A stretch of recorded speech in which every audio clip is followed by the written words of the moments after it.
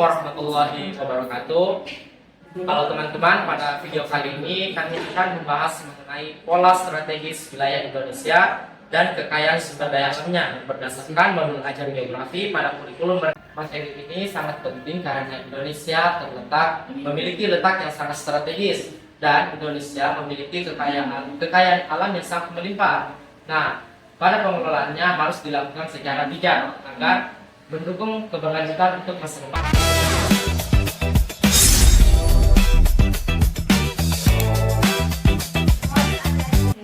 Untuk mata pelajaran geografi pada topik pemahaman geografi atau posisi strategis dan sumber daya alam. Nah, pembelajaran ini menggunakan model Project Based Learning atau PTBL dengan memadukan model Blended Learning serta Social Emotional Learning. Tujuannya itu supaya peserta didik tidak hanya mengetahui secara teori, tetapi juga berpikir kritis, kreatif, dan bekerja sama dalam kelompok.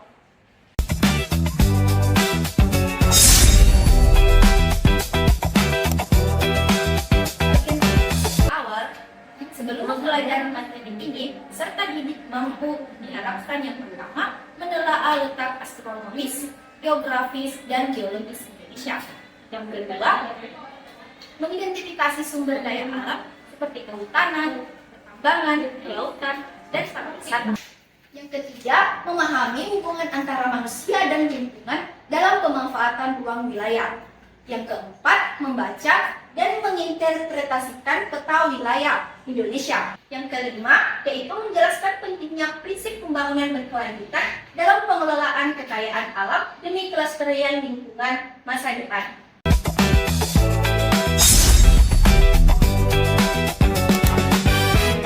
Setelah mempelajari materi ini, peserta didik diharapkan dapat menganalisis letak strategis Indonesia secara astronomis, geografis, dan geologis. Yang kedua, mengidentifikasi persebaran sumber daya alam di Indonesia. Yang ketiga, mendeskripsikan pengelolaan sumber daya alam yang berkelanjutan. Yang keempat, menyikapi dampak eksploitasi sumber daya alam terhadap lingkungan global.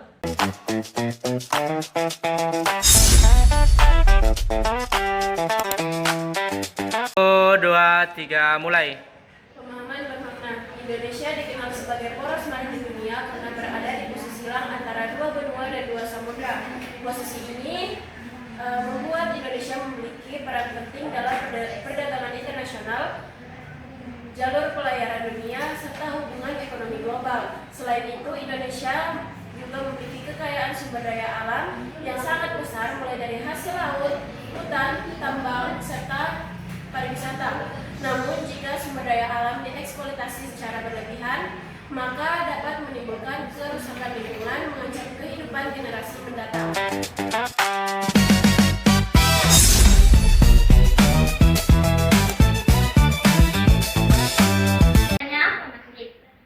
Dalam pembelajaran, terdapat beberapa pertanyaan yang penting, yaitu yang pertama, mengapa Indonesia disebut sebagai titik persilangan di dunia? Yang kedua, potensi sumber daya alam apa yang paling menonjol di daerah tempat tinggalmu? Yang ketiga, bagaimana jika sumber daya alam taman di Indonesia indah karena eksploitasi berlebihan? Yang keempat, apa peran posisi geografis Indonesia dalam keadaan ini?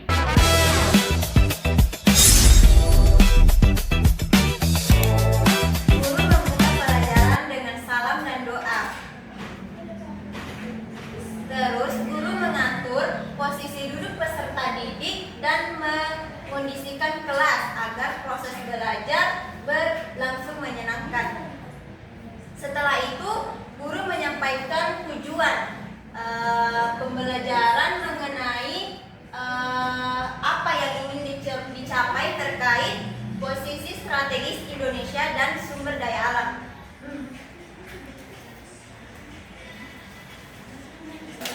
Mulai. Terakhir itu, guru menyampaikan apresiasi dengan mengajak peserta didik memilih. Mulai. Nah, yang terakhir itu guru melakukan apresiasi dengan mengajak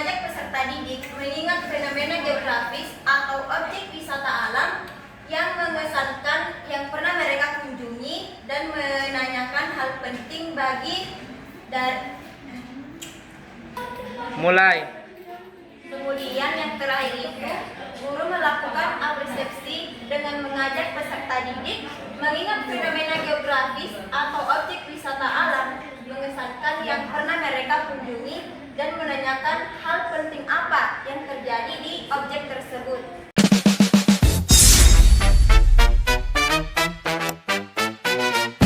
Adapun kegiatan inti pada modul ajar geografi kurikulum merdeka yaitu yang pertama orientasi peserta didik pada masalah yang dimana memiliki 3 poin. Yang pertama, guru memberikan pertanyaan pemantik.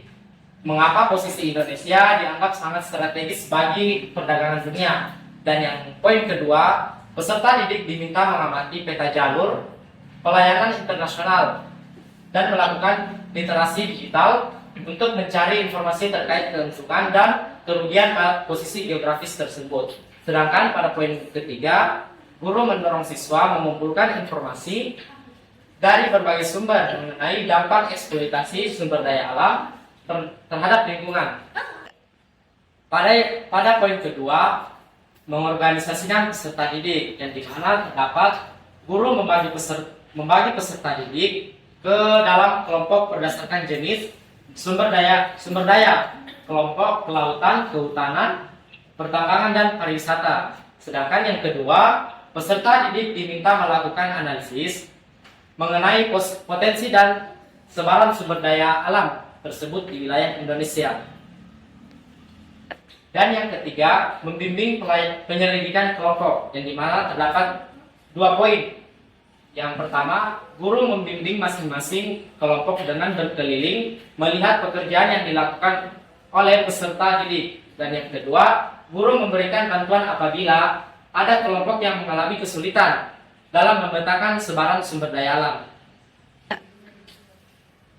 Pada tahap selanjutnya yaitu mengembangkan dan menyajikan hasil karya, yang dimana terdapat 2 poin. Guru meminta kelompok untuk mempresentasikan hasil diskusi berupa peta tematik atau skema pengelolaan sumber daya alam berkelanjutan.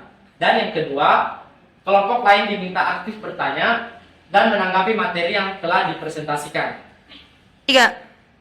Dan yang terakhir, menganalisis dan mengevaluasi proses pemecahan masalah, yang dimana terdapat 2 poin.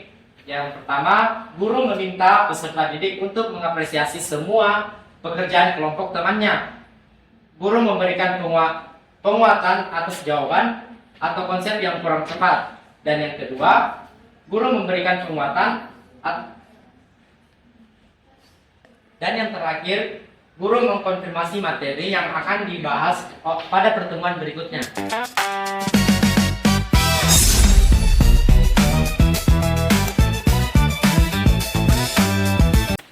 Baiklah penutup, ada 4 poin. Yang pertama, siswa dan guru menyimpulkan pembelajaran hari ini mengenai posisi strategis dan kekayaan alam Indonesia. Yang kedua, melakukan refleksi siswa dan refleksi. Yang ketiga, menginformasikan kegiatan pembelajaran topik spesifik yang akan dilakukan pada pertemuan berikutnya. Yang keempat, guru melanjutkan kegiatan belajar dengan memberikan pesan masing-masing untuk menjaga kelestarian alam.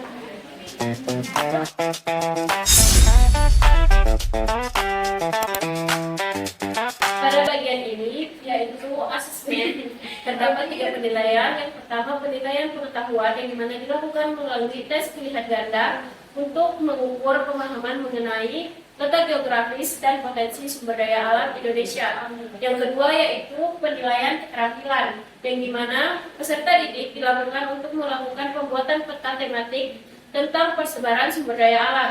Penilaian ketiga yaitu penilaian sikap, yang dimana dilakukan melalui observasi selama diskusi kelompok sesuai profil pelajar Pancasila.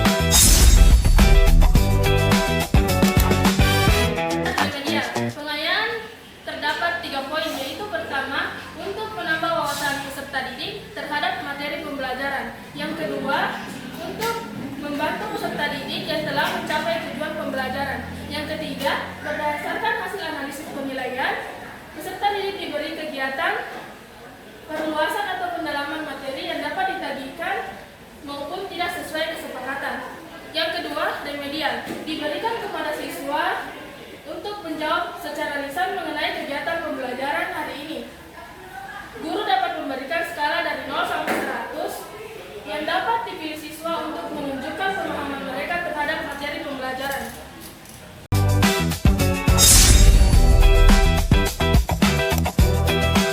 Kemudian pembahasan presentasi mengenai modul ajar geografi tentang posisi strategis Indonesia dan sumber daya alam. Semoga dengan materi ini dapat menambah wawasan dan meningkatkan kesadaran kita untuk menjaga kekayaan alam Indonesia yang dengan bijak dan berkelanjutan. Terima kasih telah menyaksikan. Sampai jumpa.